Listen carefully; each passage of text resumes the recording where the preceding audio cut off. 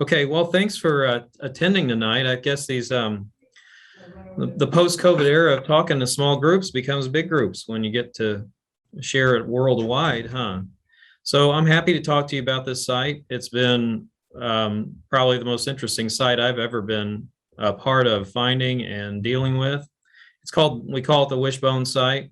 It's a site out in the Great Salt Lake Desert, and it's a Paleo-Indian era site that's over 12,000 years old. And it's got a lot of reasons to be talked about, but and we'll talk about some of that tonight, but the calling card at the moment is that it currently now has the first evidence of human use of tobacco. And that evidence is quite a bit older than the prior known evidence, because it's kind of hard to find little tobacco seeds, I assume. But it's a very unique site with very unique preservation, and that's what I'm going to talk about tonight. The site is one among thousands, really, out in the Great Salt Lake Desert on this feature that you can see here we call the Old Riverbed. And I guess I apologize for not getting a scaled out map a little bit. I assume most people know where the Old Riverbed or the Great Salt Lake Desert is. This is about 30 miles south of Interstate 80 if you've driven from Wendover to Salt Lake City and looked south and saw nothing but salt flats. If you took a right turn, you'd get out in the vicinity of the Wishbone Site. There's really nothing out there.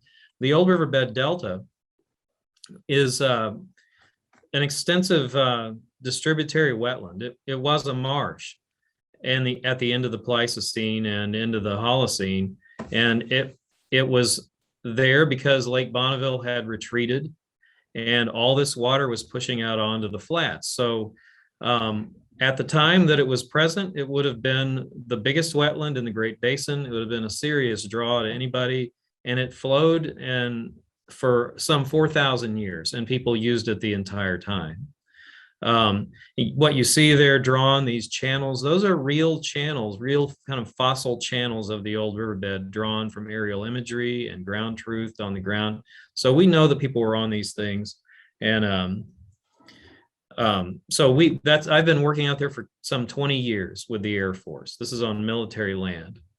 And I've documented hundreds of Paleo-Indian sites. They're all on the surface, they're all weathered.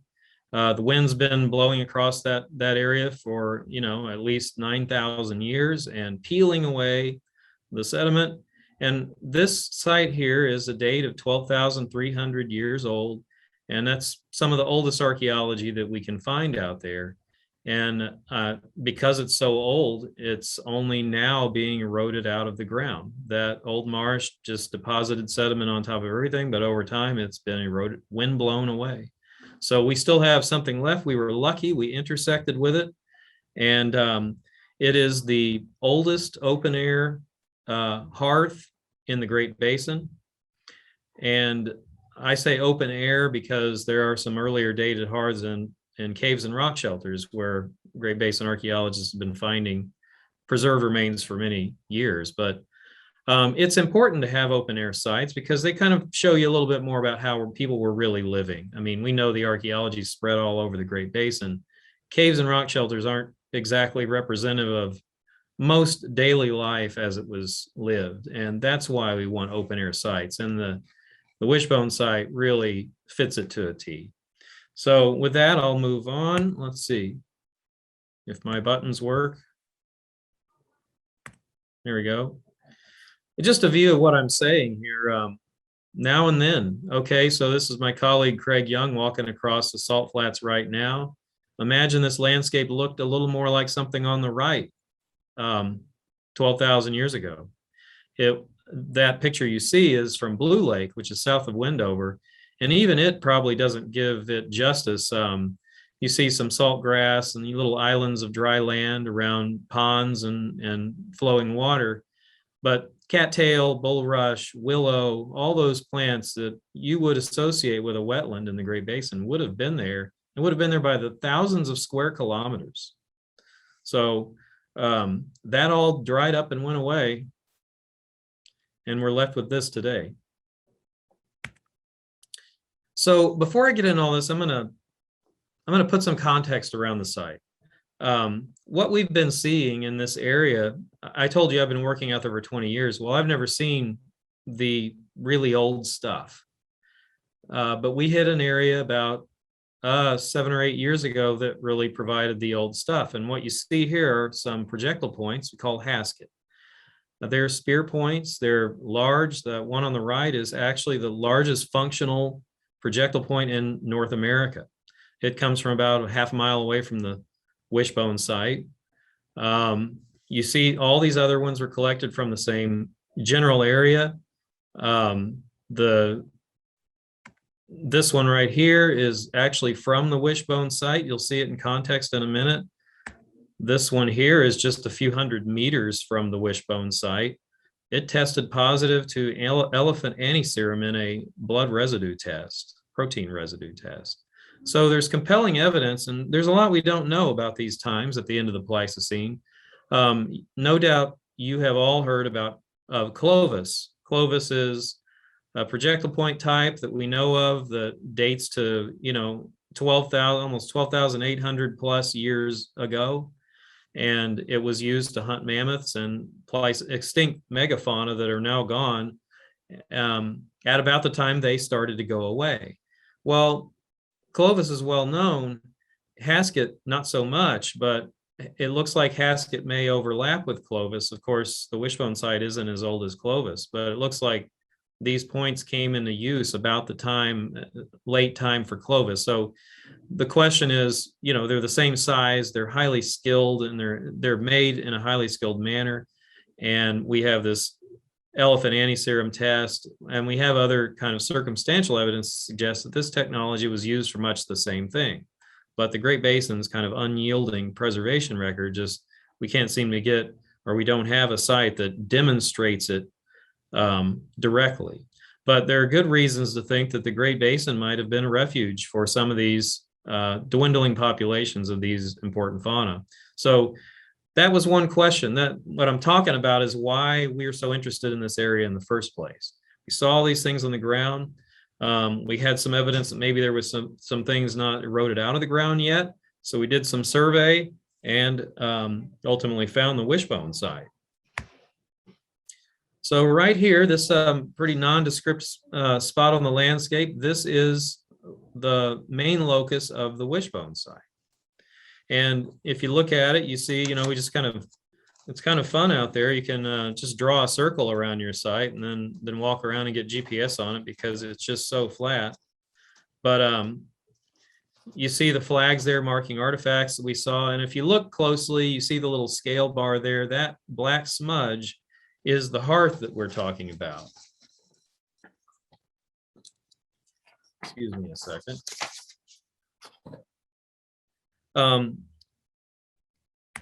Here's another view of it. This is what it looked like when we first saw it. It just looks kind of dull. And if you look closely, you can see some little bone fragments. There's kind of a black spot up in the upper left. That's where I put my finger in there to see if it was really charcoal, and found it smudgy and looked like charcoal. So we were really excited at the get-go to see this. And, here's more bone. In the hearth area, the bones were burned. Outside of the hearth, we saw bones and they were not burned. Take note here of what these bones look like. And most of the bones are waterfowl, hence the name Wishbone Site on some level. These aren't burned, but look at the salt. Just look at the salt around, and this is why bones don't last very long on the playa. So we have a hearth that's literally eroding out of the ground, but it is, those bones don't last very long. It's wet, the ground is wet, and that preserves these things perfectly until they reach the surface, when the salt, the kind of swelling of the bone and the porous action in there and wet and dry cycles, they just blow up and explode and go away. So we were really lucky to interface with this site. Of course, what did we do? We dug a hole. And this is me just starting a shovel probe, a 50 by 50 centimeter shovel probe that was intended to get maybe bisect the hearth to double check or make sure that it was what we thought it was. I mean, there are these kind of black mat sediments that are the old marsh, the organic mud from them, and we see them a lot. So there was a question of whether we just incidentally got one of those.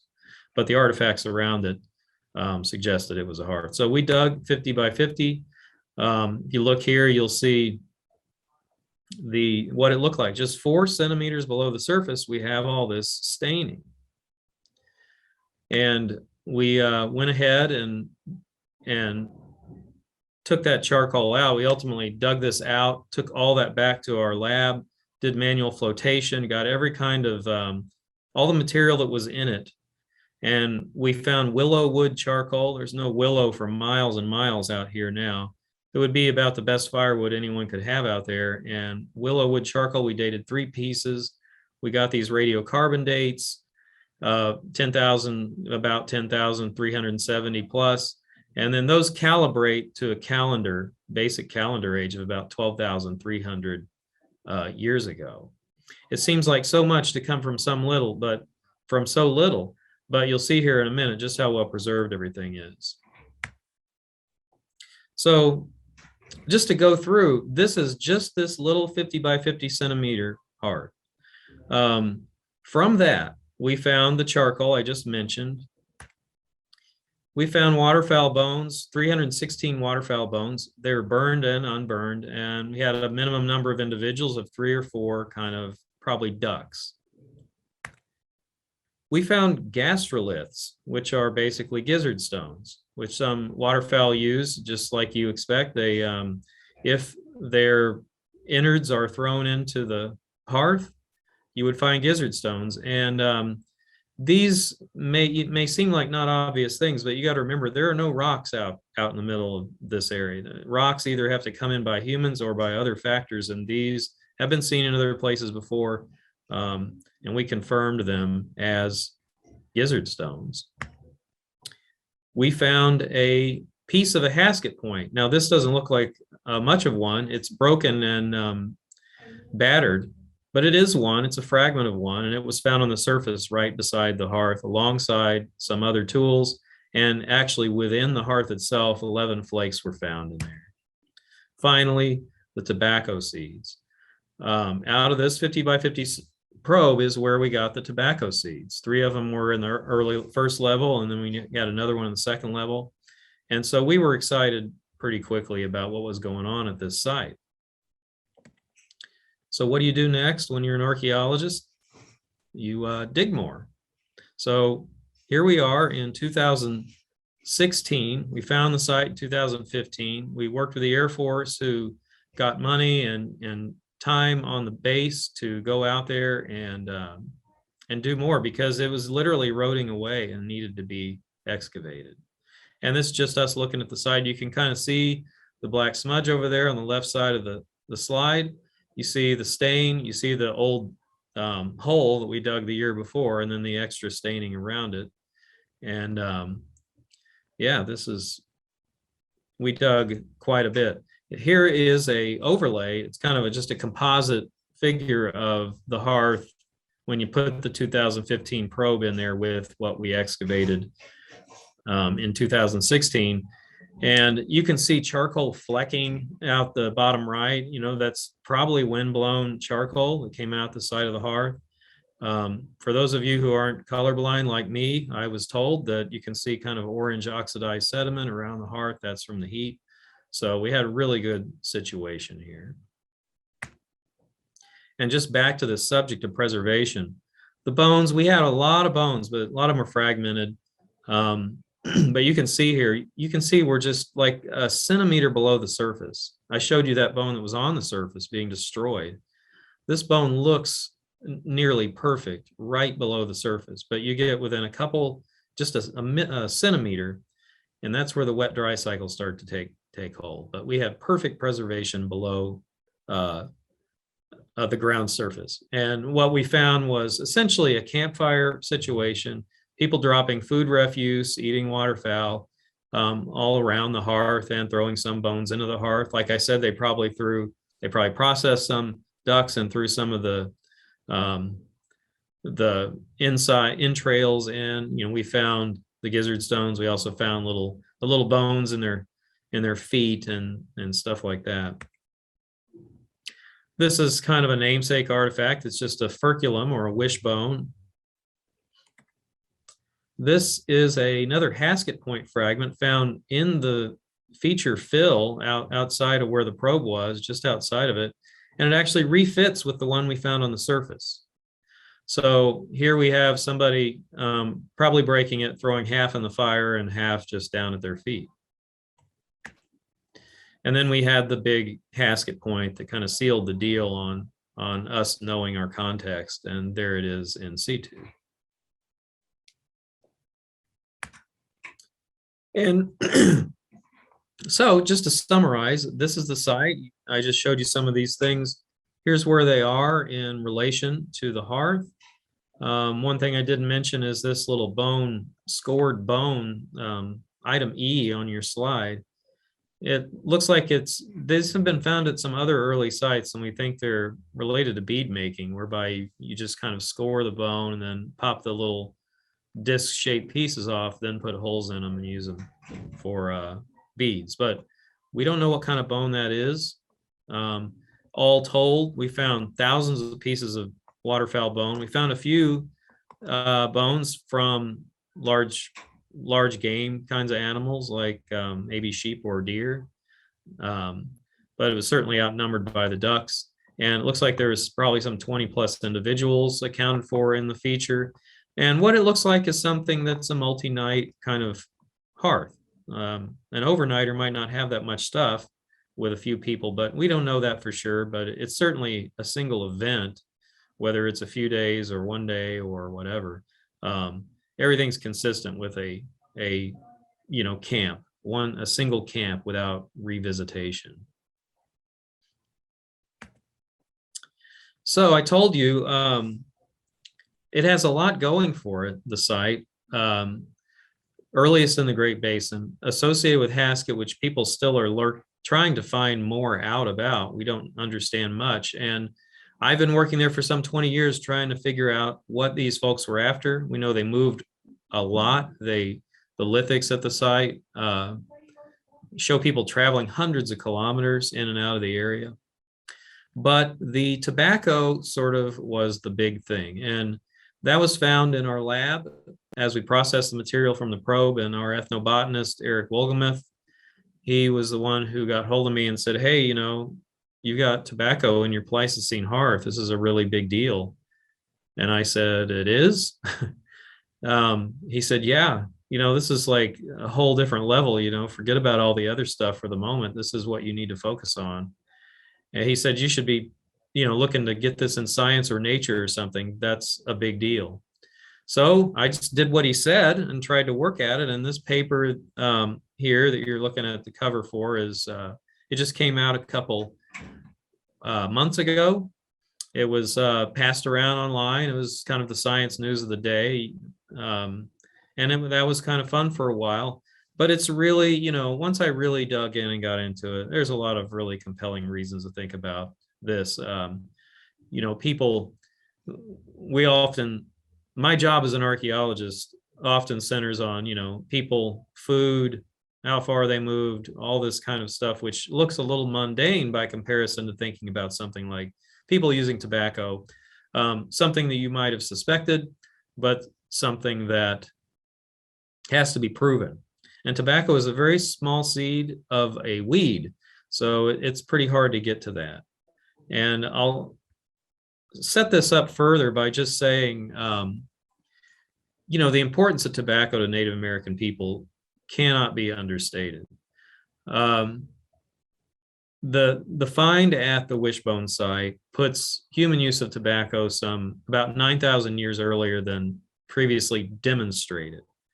I say demonstrated because demonstrated by residues found on smoking pipes that are from about 3,300 years ago in Alabama. However, pipe smoking archaeologically goes back almost 5,000 years, and there are other things that people used, but one might assume that at least that's indirect evidence of tobacco use. But here we have it at over 12,000 years ago in the Pleistocene, and it's really important because ultimately tobacco was domesticated, and it really speaks to what people's social lives were about, how they wove that into what they did, and how we get to, such along that long trajectory, how we get to the point where people are ultimately domesticating tobacco, and then it hits a kind of global stage um, on the world stage. It's really underwrote a lot of commerce and Western expansion, so its importance cannot be understated. Another thing about it that's important is that 12,000 plus years ago isn't very long after people got to the Americas. There's a lot of debate about that, but there's no evidence of people in Utah earlier than about 12,900 or 13,000 years ago, although it looks like people were on the coast earlier than that, maybe 13 to 16,000 years ago or earlier. But we are talking about a plant that is a uniquely North American plant. So people came to the Americas and they figured this out. There are strains of tobacco in other places in the world, Australia and Ethiopia, but they don't lack or they don't have the potency. It really was tobacco from the Americas that people all over the world really took up. And this slide right here is just one from a Native American author who described the importance of tobacco through a story that's told to children about balance in life. Coyote there, smoking way too much as the other animals, wonder what he's doing. Because what's important about tobacco, it's magical. It has medicinal, religious qualities, and too much of it is a dangerous thing. And I think we all understand that. The tobacco in the Wishbone Site appears to be a certain species that grows in the area called Nicotiana attenuata. And you can see it down on that figure on the right. And that figure represents essentially the potency, nicotine potency of different strains of tobacco. Rustica and tabacum are the domesticated kind. So that's why they're so potent. Next in line is attenuata. It could get you sick. It's potent enough, that's for sure. And people have preferred it for millennia. We know it ethnographically and historically to Native American people. And it was thought it used to be thought, even just in the last 20 years, that maybe tobacco didn't get into North America except because of people moving it there. We now know that based on phylogenetics, genetic research, that the tobacco was present. The tobacco we know now in the desert was present. So actually I'm speaking ahead to my next slide, but you see these are some hypotheses about how different tobacco strains got to the Americas, and whether people had pushed it here or not was a question. Now we know that it was here. The question now is, what has people's manipulation of it been? And how important has that been, as there's now a heritage of some 12 to 13,000 years of people using it before it was ever introduced to Columbus and his crew. So just for some reference, here's the size of a tobacco seed, very small, but it's very diagnostic. It's easy to tell what they are. They look like little brains, kind of. And so here are some seeds from the hearth. You can see they look quite a bit like that, but they're burned. Like I said, I'm kind of going to go over things I already said here, maybe 9,000 years earlier than previously demonstrated. They look like seeds of Nicotiana attenuata, which is around the area. And it's important to remember that this isn't a wetland plant, it's a desert upland plant. So out in the middle of the wetlands, you have to explain it with people. And that gets to this point about alternative hypotheses. So maybe you're sitting there wondering, well, you found some seeds. What does that mean? Maybe they just got there accidentally. Well, the reason this paper is out now in 2021, 5 years after we dug it up, is because we did a lot of work to think about these alternative hypotheses. So There were a couple. We have duck diet, which seems a little remote, but we nevertheless dealt with it. You know, tobacco is toxic. It's a little ironic that it's because it's toxic is why humans like it so much. But you know, the various dabblings and eatings of ducks, it's not something they would want to eat. It's, for one thing, their preferred diet, they're surrounded by 1,000 square kilometers of it. And these ducks would have to have gone up in a rocky upland somewhere, at least, you know, 15 to 30 kilometers away, and tried to eat tobacco for them to be eating it. We dealt with the situation because we know that duck entrails are in the hearth. In fact, their preferred diet, which is like pondweed and stuff like that, we found at heightened levels in the hearth, which suggests that we really did have their stomach contents in there, and we had what they were eating in there. We tested this against paleoenvironmental samples from similarly aged wetland sediments that we found, and we never found that much pondweed in them. We found other wetland plants, but we did not find tobacco, which gets to the second hypothesis there, natural input. Would tobacco be growing out in the wetland? And then could people have just used it as fuel or otherwise? And like I said, we went through paleoenvironmental sediments to look for other seeds, see if tobacco was out in the wetland. We found nothing but the plants you would expect, like cattails and bulrush and pondweed. And so the other thing we have going for us is that you can't get more remote away from the natural habitat of tobacco in the Great Basin than out in the middle of the Great Salt Lake Desert. So we have that part going for us. You combine that with the kinds of other seeds that were in the hearth. There are hairgrass and red maize, they call them, other seeds that are common, part of a small seed complex that are common in hearths throughout the Great Basin in California through time. And so you put the tobacco in there with it, and it all just complements a human introduced profile. Put another way, if you wanted to explain its existence there botanically, you would not have a very easy time selling it to anybody. So it's a really strong context. It's about as strong as we could wish for. And it's worth noting also, though, that the seeds themselves, you know, they are not, they don't contain nicotine. They're not the things that give an intoxicant effect. So why seeds? Well, the seeds come along for the ride. I've played with this myself with natural tobacco plants, and at the right time of year, the time of year when people would want to harvest tobacco, those seeds are just itty bitty. They get caught up in the little sticky hairs of the tobacco plant, and they would easily come along for the ride. So it's not surprising to find seeds, even if they're not intoxicant. Now, what were people doing? You know, how do you literally get the seeds in the hearth? We thought about that, and we cannot know the answer to that for sure, but we can talk about a few things. Okay, smoking there's dry remnants from smoking that could be tossed in the feature, including you know, seeds and stems, so to speak, and that might be one way. We certainly would never rule out smoking as what people were doing. But one thing that is archaeologically known in the Great Basin is that these are from rock shelters, caves and rock shelters preserve these, something called quids. And I can't tell you if I know where that word or name comes from, but essentially they're wads of, like, usually yucca fibers or something with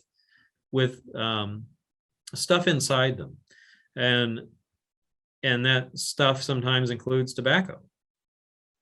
Now, one of my co-authors, Karen Adams, has been studying tobacco in archaeological context for most of her career.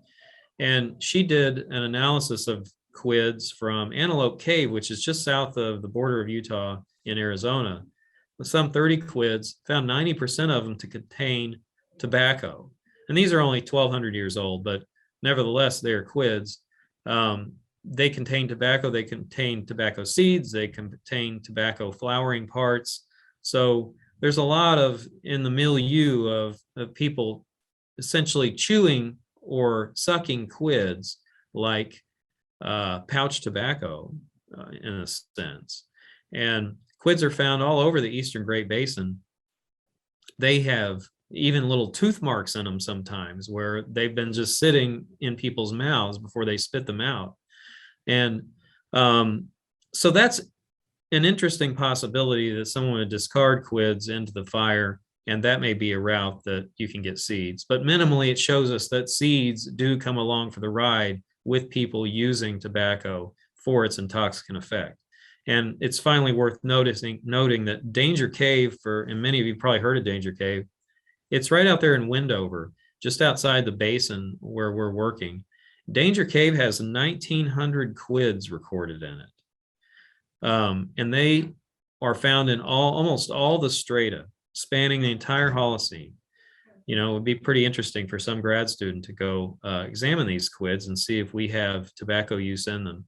So we can't say what somebody was doing, but smoking is always a possibility. There are various, ritual uses of, burning tobacco that could be there too. But we pointed out in the article just the possibility of quids as an archaeologically known use of tobacco that would yield seeds in a hearth.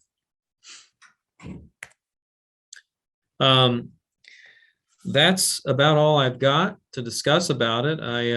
We have some future research plan. We want to talk more to the Native Americans about the meaning of the find of them. One thing about Native American folks in this area is that, the Great Salt Lake Desert is a pretty much dead, dry place. It isn't, as in most places, part of their normal, knowledge base of places. It's kind of empty. So it's very interesting, and we have some ongoing work with the Air Force through consultation to work with the Native Americans, including a large ethnobotanical inventory. So I'm really looking forward to getting a lot of insight there. We also have another site about 200 meters away.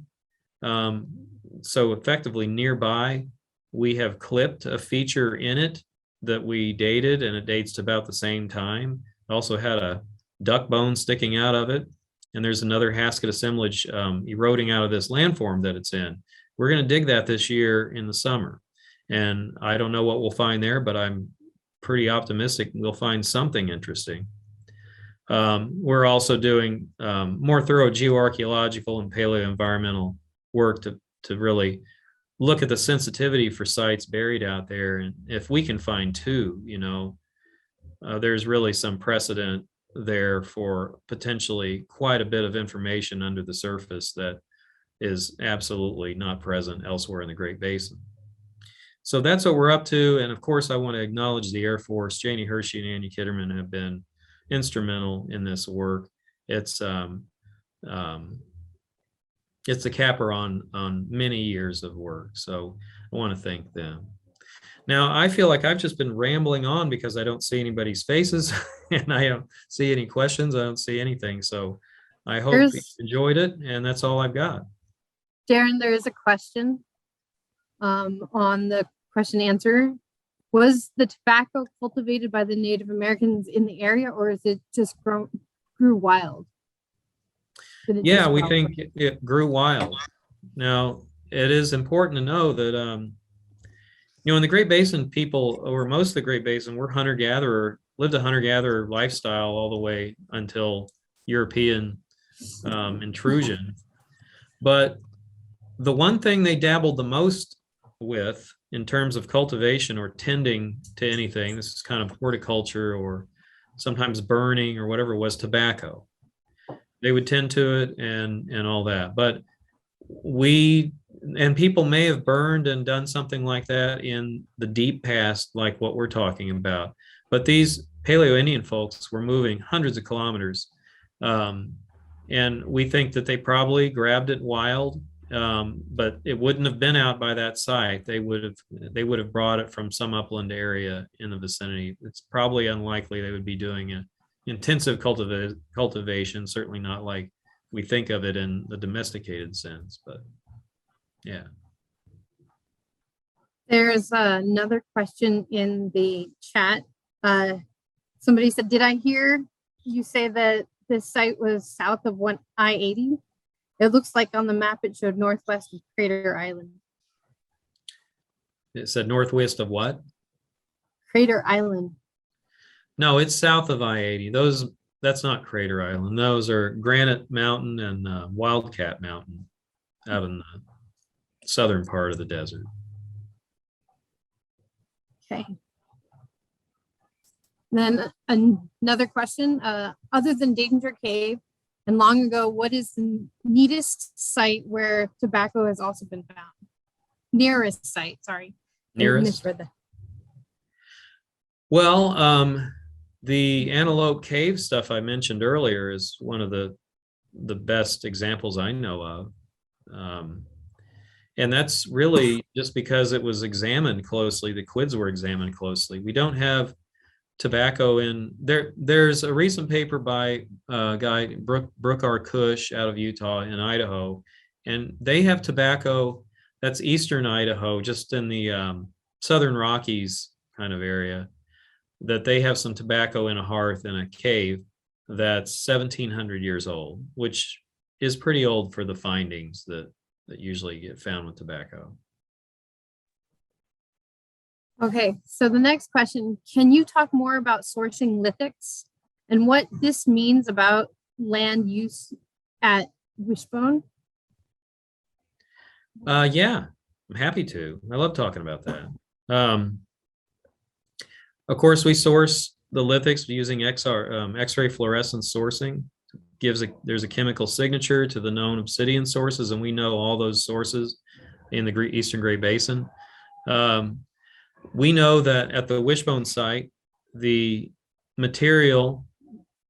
predominant material comes from a source called Wild Horse Canyon, which is almost 200 kilometers to the south and kind of north of Cedar City, Utah area.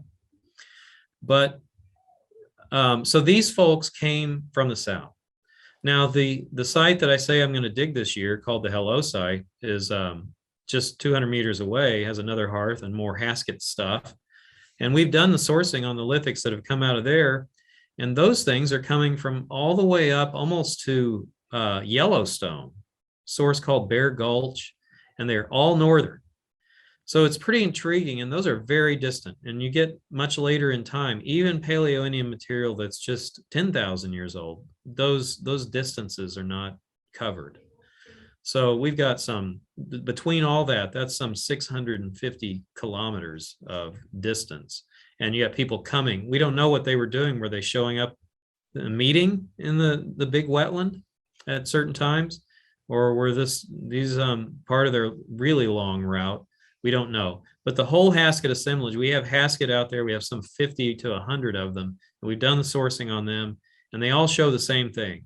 People using obsidian sources from hundreds of kilometers away, even more so than the nearest sources. So it's telling us that people are moving fast, probably following large animals, maybe like mammoths, camels and such, at a time when those animals were kind of dwindling. But they followed them up and down these large wetland areas, and you can go down to Delta, Utah, and the Old Riverbed, there would have been water going all the way to the south. People were coming up and down that, it looks like. So we don't know exactly what. The Wishbone Site itself, it'd been fun if it was a mammoth bones that people were eating. That would show us, but instead we have waterfowl. Now, but that doesn't necessarily speak to what's driving people's movement. And you don't eat big steaks for breakfast, lunch, and dinner. So this is a little more akin to probably what people ate on a regular basis to satisfy their needs. So anything else about that? I don't see any other questions, but there are a lot of people saying, thank you so much. This is awesome. So thank you for coming and chatting with us and telling us all about this site. It's very, very interesting to hear. And we'd love to hear once you do the other excavation for the other site, if your hypotheses hold up. Yeah, I look forward. You never know till you dig. Thanks, Daron. Okay, thank you, and thank you all.